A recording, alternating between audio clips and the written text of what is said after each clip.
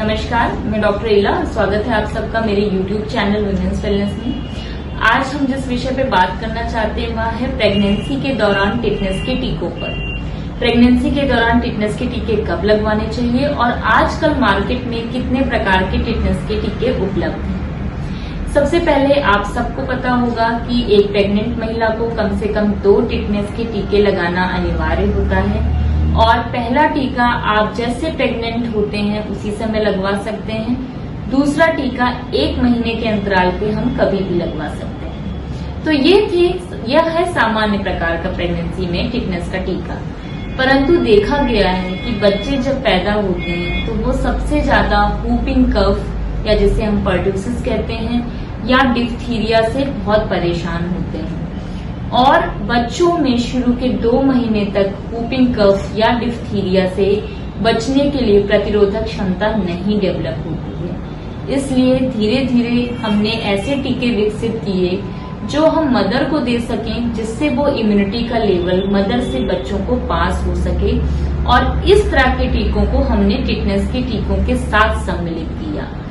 तो अब बाजार में सिर्फ एक सामान्य टिटनेस के टीकों के बजाय टिटनेस और डिप्थीरिया का कॉम्बिनेशन भी उपलब्ध है, जिसे हम टीडी का टीका कहते हैं। और दूसरा टिटनेस, डिप्थीरिया और पर्टूसिस, इन तीनों बीमारियों का टीका साथ में उपलब्ध है, जिसे हम टीडैप वैक्सीन बोलते हैं। तो अगर आप एज ए गायनेकोलॉजिस्ट मुझसे पूछना चाहेंगे तो मैं सभी महिलाओं से निवेदन करूंगी कि कृपया वो टीडैप वैक्सीन को ही अपने टीकाकरण में शामिल करें, क्योंकि यह वैक्सीन आपको टिटनेस के साथ साथ सुरक्षा देने के बच्चे को भी डिप्थीरिया और whooping cough, जिसे हम पर्ट्यूसिस कहते हैं, उससे भी सुरक्षा प्रदान करती है। सबसे अच्छी बात तो ये है कि यह टीका सिर्फ एक लगता है प्रेगनेंसी में, इसके बार बार टीकाकरण की कोई जरूरत नहीं होती है।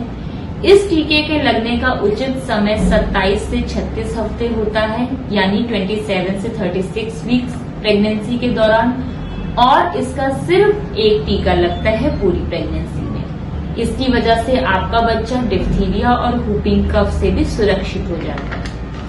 अगर कोई महिला जिसने अपनी पूरी प्रेगनेंसी में सामान्य टिटनेस का टीका लगवाया है, टीडैप का वैक्सीन नहीं लगवाया है, वो अगर चाहे तो पोस्ट डिलीवरी भी ये टीडैप का टीका लगवा सकती है और ड्यूरिंग लैक्टेशन यानी दूध पिलाने के दौरान इस टीके की वजह से प्रतिरोधक क्षमता बच्चे को पास हो जाती है। तो ये टीका आप प्रेगनेंसी के दौरान भी लगवा सकते हैं, आप डिलीवरी के बाद भी लगवा सकते हैं। और आजकल तो बोला जाता है कि अगर मरीज जो भी बच्चे के संपर्क में आने वाले रिलेटिव्स हैं, उन्होंने कभी डिप्थीरिया या पर्ट्यूसिस का टीका नहीं ले रखा है, तो वो भी इस टीके को अपने दैनिक जीवन में शामिल कर सकते हैं।